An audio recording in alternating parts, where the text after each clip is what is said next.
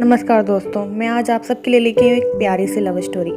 मेरे सपनों का राजकुमार। शादी से लेकर हनीमून तक के सफर में सुनील हर पल में स्वाति के संग बने रहने का प्रयास करता रहा और स्वाति किसी न किसी बहाने दूर छिटकने का, खासकर हनीमून के वक्त।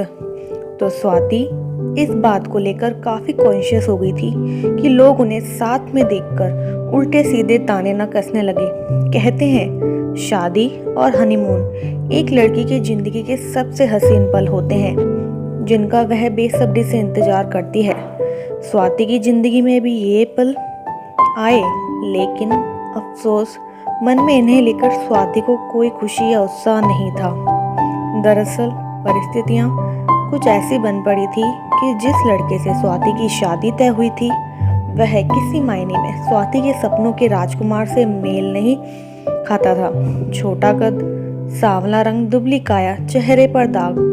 जबकि अपने सौंदर्य को लेकर स्वाति ने हमेशा राजकुमारी और चंदा जैसी ही तारीफें सुनी थी। शादी से लेकर हनीमून तक के सफर में सुनील हर पल स्वाति के संग बने रहने का प्रयास करता रहा और स्वाति किसी न किसी बहाने दूर छिटकने का, खासकर हनीमून के वक्त। तो स्वाति इस बात को लेकर काफी कॉन्शियस हो गई थी कि लोग उन्हें साथ साथ देखकर उल्टे सीधे ताने न कसने लगे। इसलिए जैसे ही वे मनाली पहुंचे तो होटल में पहुंचते ही स्वाति रिसेप्शन से अपने स्वीट की चाबियां लेकर सीढ़ियां चढ़ने लगी, जबकि सुनील नौकर को सामान उठाने में मदद करने लगा। स्वीट में पहुंचकर स्वाति ने राहत की सांस ली और नीचे से हो हल्ला की आवाज सुनाई पड़ी। उसने जैसे ही खिड़की से नीचे झांका तो देखा एक लड़की अपनी साड़ी संभालती तेजी से भाग रही है। उसके पीछे सुनील और उनके पीछे 4-5 लोगों की भीड़। स्वाति की तो रूह कांप उठी। हे भगवान, सूरत के साथ साथ क्या यह इंसान चरित्र से भी? उसे चक्कर सा आने लगा और वह बिस्तर पर बेसुध गिर गई। जोर जोर से दरवाजा खटखटाने की आवाज से उसकी तंद्रा टूटी। बाहर एक गार्ड को खड़ा देखा। उसने स्वाति से पूछा कि सुनील कुमार आपके पति हैं? तो उसका संदेह यकीन में बदल गया। अब क्या होगा? मुझे थाने जाकर अपने पति के बेकसूर होने की दुहाई देनी होगी।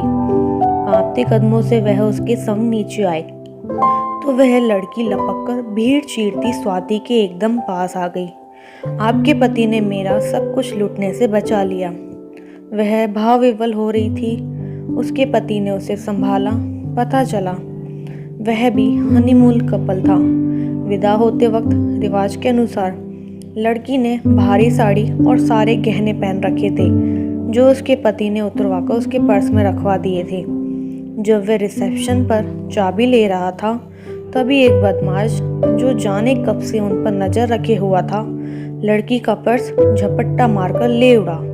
साड़ी संभालते वह उसके पीछे लपकी और सुनील तुरंत उसकी मदद को दौड़े और स्वाति बिना पूरी बात जाने बिना ही न जाने क्या क्या समझ बैठी।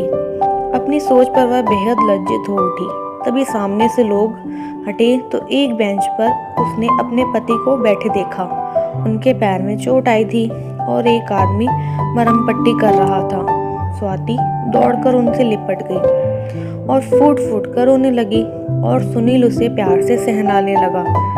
कुछ भी तो नहीं हुआ, मैं बिल्कुल ठीक हूँ। स्वाति कहना तो चाहती थी कि ये पश्चाताप और खुशी के मिले जुले आंसू हैं जिन्होंने उनके मन का सारा मैल धो दिया है, पर निशब्द मंत्रमुग्धों ने निहारती ही रह गई, क्योंकि उसके सामने बेहद खूबसूरत, उज्ज्वल, मजबूत कदकाठी वाला उसके सपनों का राजकुमार जो खड़ा था, जो उसका पहला प्यार ही नहीं जन्म भर का साथ निभाने वाला साथी भी बन गया था। तो दोस्तों, मिलते हैं अगली कहानी के साथ।